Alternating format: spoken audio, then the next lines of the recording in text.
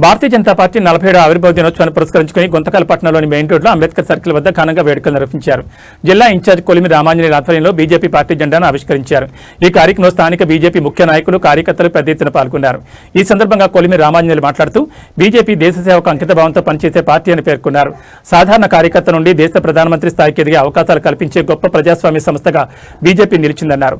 1980లో స్థాపించబడిన బీజేపీ తన సిద్ధాంతాలు, విలువలతో దేశ రాజకీయాల్లో ప్రత్యేక స్థానం సంపాదించుకుందని తెలిపారు. కేవలం 2 పార్లమెంట్ స్థానాలతో ప్రారంభమైన బీజేపీ ప్రయాణం కార్యకర్తల కృషితో క్రమంగా ఎదిగి ప్రస్తుతం 303 స్థానాలకు చేరుకుని కేంద్రంలో ప్రభుత్వం ఏర్పాటు చేసిందని చెప్పారు. ప్రధానమంత్రి నరేంద్ర మోడీ నాయకత్వంలో దేశం అభివృద్ధి దిశగా వేగంగా ముందుకు సాగుతోందని, పేదల సంక్షేమం, మహిళా సాధికారత, యువతకు అవకాశాల కల్పనలో ప్రభుత్వం విశేష కృషి చేస్తోందని తెలిపారు. కార్యకర్తలు పార్టీ సిద్ధాంతాలను ప్రజల్లోకి తీసుకెళ్లి పార్టీ బలోపేతానికి కృషి చేయాలని పిలుపునిచ్చారు.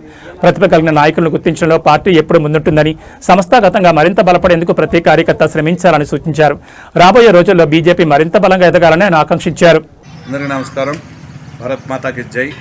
ఈరోజు చాలా సంతోషకరమైన విశేషం. ఎందుకంటే యావత్ భారతదేశంలో జాతీయవాదులు దేశ యొక్క సాంస్కృతిక సంప్రదాయాన్ని కొనసాగించేటువంటి నీతివంతమైన రాజకీయ ఏదైతే ఉందో భారతీయ జనతా పార్టీ ఆవిర్భావన దినోత్సవం ఈరోజు ఏప్రిల్ 6వ తేదీ 1980లోన ఏప్రిల్ 6వ తేదీ యొక్క ఆవిర్భావన దినోత్సవం జరిగినటువంటి యొక్క భారతీయ జనతా పార్టీ స్వర్గీయ అటల్ బిహారీ వాజ్పేయి గారు, అద్వానీ గారు వాళ్ళ స్వహస్తాలతో పార్టీ ఆవిర్భవించి నేటి 47 సంవత్సరాలు పూర్తయిన సందర్భంగా యావత్ భారతదేశంలో ఉన్నటువంటి భారతీయ జనతా పార్టీ కార్యకర్తలు, నాయకులందరూ కూడా యొక్క శుభపరిణామం.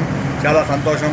ఈ యొక్క పార్టీలో పనిచేస్తున్నాను కూడా అందరం కూడా ప్రతి ఒక్క కార్యకర్త కూడా గర్వపడతారు. ఎందుకంటే స్వాతంత్రం వచ్చిన తర్వాత విదేశీ సంబంధించినటువంటి పార్టీలు ఏవైతే ఉన్నాయో విభజిస్తూ మన యొక్క దేశ యొక్క జాతీయతను, సాంస్కృతిక సంప్రదాయాన్ని, మన యొక్క ఉన్నతిని, మన యొక్క ఉనికిని కూడా ప్రమాద స్థాయిలో పెడుతూ విదేశాలలో, ప్రపంచ దేశాలకు కూడా తల వంచుతూ మతతత్వమైనటువంటి ఓటు బ్యాంక్ రాజకీయాలు చేస్తూ ఎక్కడ గొంగలు ఎక్కడ అన్నట్లు అభివృద్ధి పదం లేకోకుండా అరాచకం, అవినీతి వారసత్వంతో విసిగి వేచారన్నటువంటి భారతదేశం యొక్క పౌరులు జాతీయవాదం, స్వదేశీ యొక్క ఉద్యమం, స్వదేశీ యొక్క సంబంధించినటువంటి ఒక పార్టీ కావాలని ఆ రోజు పెద్దలందరూ జాతీయవాదులు ఆలోచించి 1980లో ఏప్రిల్ 6వ తేదీ భారతీయ జనతా పార్టీ యొక్క స్వదేశీలో మొట్టమొదటిసారిగా స్వతంత్రం వచ్చిన తర్వాత ఆవిర్భవించిన పార్టీ భారతీయ జనతా పార్టీ. 1980లో కేవలం 2 ఓట్లతో ప్రారంభించినటువంటి ఈ ప్రయాణాన్ని ఇప్పుడు 300 పైచూలికతో దేశంలోనే అతిపెద్ద పార్టీగా 18 కోట్ల సభ్యత్వం కలిగినటువంటి పెద్ద పార్టీగా భారతీయ జనతా పార్టీ ఆవిర్భవించడము, 19 రాష్ట్రాల్లో మరియు 2 కేంద్ర ప్రాంతాల్లో ఉన్నటువంటి అనేక రాష్ట్రాల్లో అధికారంలో ఈరోజు ఎన్డీఏ మిత్రపక్ష భాగస్వామ్యంతో భారతీయ జనతా పార్టీ ఈరోజు అధికారంలో ఉంది.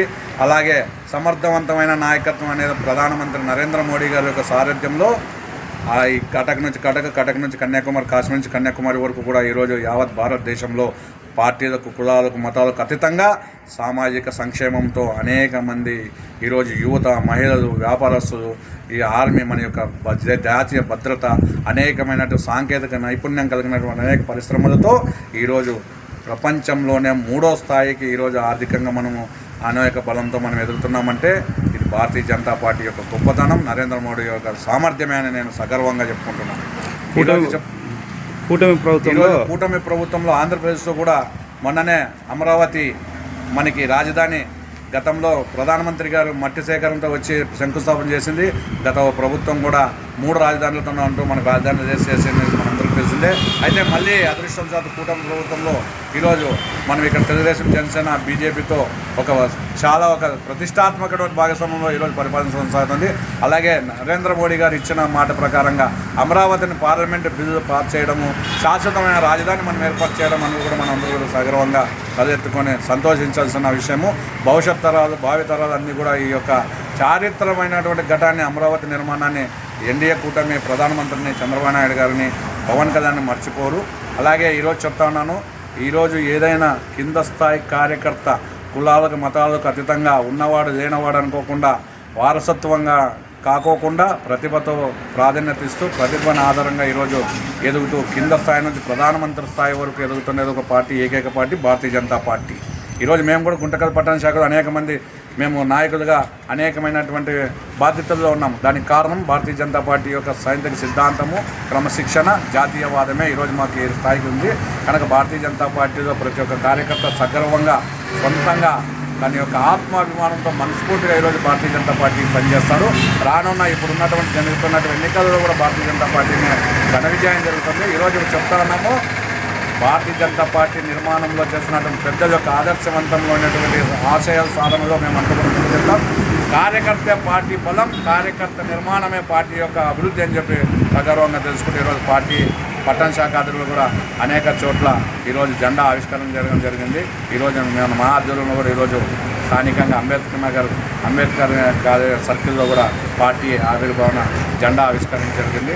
చాలా సంతోషదాయకం, చాలా గర్వంగా ఉంది. భారత్ మాతాకి జై.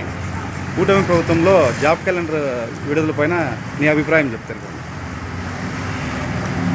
అందరికీ తెలిసిన విషయమే, మన రాష్ట్రం విభజన అయిపోయిన తర్వాత ఎన్డీఏ కూటమి ప్రభుత్వ భాగస్వామ్యంలోనే యువతకి పెద్ద ఎత్తున ఉద్యోగ ఉపాధి అవకాశాలు వస్తూ ఉన్నాయి. మేము చాలా వరకు జాబ్ కార్డ్ అనేది గత ప్రభుత్వం 5 సంవత్సరాలు ఎప్పుడు కూడా రిలీజ్ చేసింది లేదు, ఇచ్చిన తాత్కాలికమైందే. ఇప్పుడు నరేంద్ర మోడీ గారే చెప్పారు, ఈసారి ఐకామ్ట్ అనే మనకి ఇక్కడ డేటా సైన్స్ ద్వారా ఆంధ్రప్రదేశ్లో విశాఖపట్నం హబ్బుగా ఏర్పడి అనేక పరిశ్రమల ద్వారా ఉద్యోగ యువతకు పెద్ద ఎత్తున కల్పిస్తూ ఉన్నది కేంద్ర ప్రభుత్వము. మరి ఇక్కడ ఉన్నటువంటి తెలుగుదేశం జనసేన భాగస్వామ్యం ఎన్డీఏ కూటమి ప్రభుత్వంలోనే ఈరోజు ఉద్యోగం అవకాశం కల్పిస్తుంది. మనమందరికీ తెలుసు, ఎందుకంటే యువతకు ఉపాధి లేక, ఉద్యోగాలు లేక పక్క దేశాలు, పక్క రాష్ట్రాలకు పోయి అక్కడ సెక్యూరిటీ గార్డుగానో లేదంటే వాచ్మెన్గా పనిచేసింది మనం చూసాము. ఇప్పుడు ఆ అవసరం లేదు. రానున్న రోజుల్లో లక్షల్లో ఉద్యోగ అవకాశాలు మన ఆంధ్రప్రదేశ్లోని ఎన్డీఏ కూటమి భాగస్వామ్యంలో ఉద్యోగ అవకాశాలు యువతకు కల్పిస్తుందని ఏమాత్రం సందేహం లేదని నేను తెలియజేస్తున్నాను.